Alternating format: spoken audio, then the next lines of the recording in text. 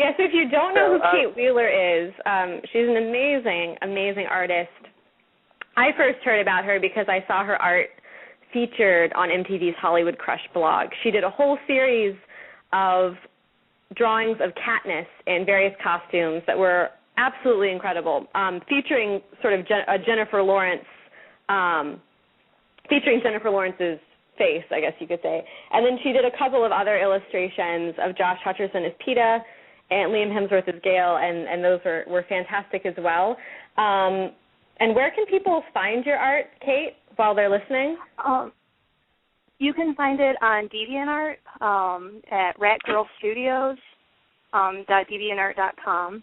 I also have a Tumblr under Rat Girl Studios also that people can find my art on. Great. And if you Google Rat Girl Studios, it comes up the first link. Well, I have to say, sorry, I just want to say, go ahead. I'm Natalie. Go ahead with that question. Hi, Kate. I'm Natalie from Crushable, and I just wanted to say that I had seen your art a couple months ago when I first heard about Hunger Games, and then when Adam sent me the link and said we'd be interviewing you, I was really excited because I actually used, before all the casting started when I was writing about it, I would use a lot of your art for, like the photo that went with the article because I just think it's very true to what was in the book. So it's really exciting to have you on the podcast. Oh, thank you. I love it when people use my art because it gets it out there, and plus I just love the Hunger Games so much. So it's all win-win. So are you a professional artist, Kate, or is this something that you just sort of do for fun? I did go to art school. I actually, when I started doing the Hunger Games fan art was like my last senior year at art school, and I was doing my big Jesus show, and I started just doing Hunger Games art as kind of a release, something that wasn't stressful, and I knew it wasn't going to be up in a show or have to worry about it. So I do freelance illustration, but it's not my full-time job.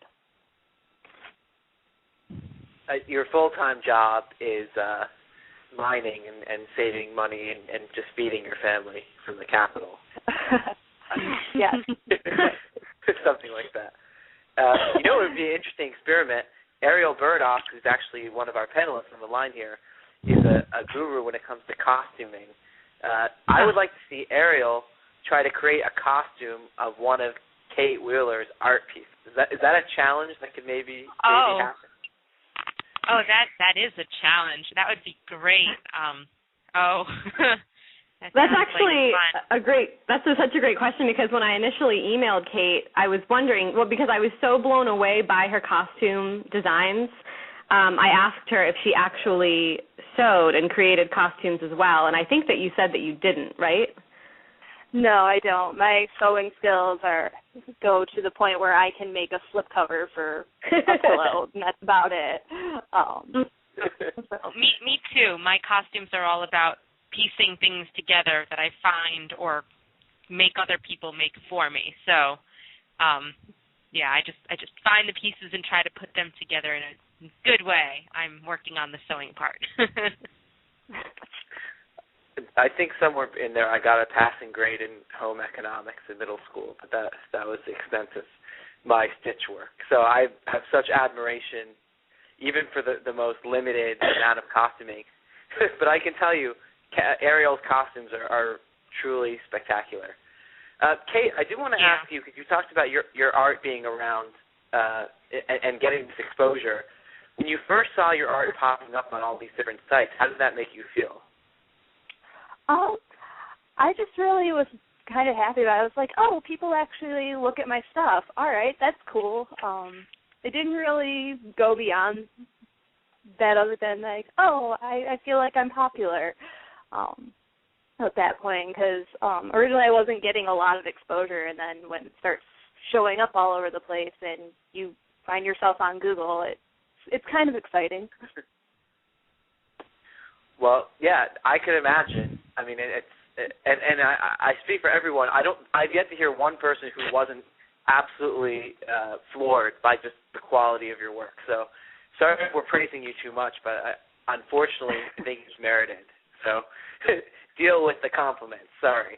I did want to also ask you, and this is a question that if I could ask on behalf of Pauline and Savanna. Pauline, do I have your approval to ask a question on your behalf? Of course. Okay. My question is, how would you envision the costuming for Greasy Say? And the artwork? How would you depict her in terms of... Can we please get a drawing you of that? You take commissions? Oh. So, Greasy Say is like my hero, so...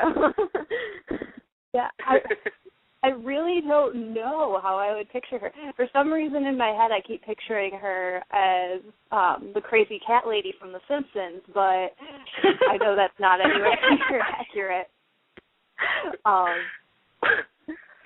Greasy Say eats cats, more likely. Yeah, I can totally see that, though, like in sort of like an old, like, worn dress and, like, a grandma sweater with, like, holes in it and stuff. That might be a good look for her. Plump. She'd really be one of the ones I'd have to actually go back and look at her description because, which is what I did when I was doing the Jennifer Lawrence drawings. I went back and my entire Hunger Games book is tagged with the descriptions of outfits, and that's really what I would have to do to draw Greasy Say. I would go back and figure out what she looks like in the words. Great. Which, if you were drawing the images of both PETA and Dale, which one would you make better looking? The actors or just the drawings? So who do you think is better looking, Liam Hemsworth or Josh Hutcherson? That's the question then. Oh God. Okay. I'm not really sure. At first, I'm not a big fan of Liam. Josh Hutcherson, I wasn't really at first, but then I saw him actually in an interview, and I was like, you became more of an attractive person, and I really saw him as PETA more after I actually saw him in action and talking. But I don't know, they're both too young for me, so I haven't really looked at it. And anybody else?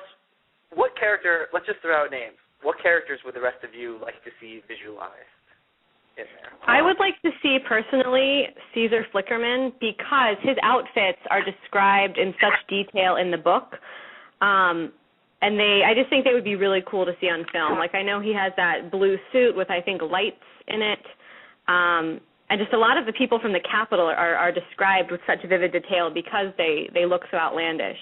So I would love to see anyone from the Capitol. Tigress. And Caesar's hair, too. Yeah, Tigress, that would be something.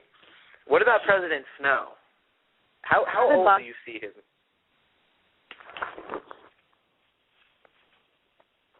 Because I know he's got the different. Yeah. Can you hear us? Yeah, sorry. Oh, no problem. Saying, how about President Snow? Because his age, he does have a lot of plastic surgery. So would you give him a really Botoxed, facelift sort of face, or do you think their technology is good enough that it looks natural?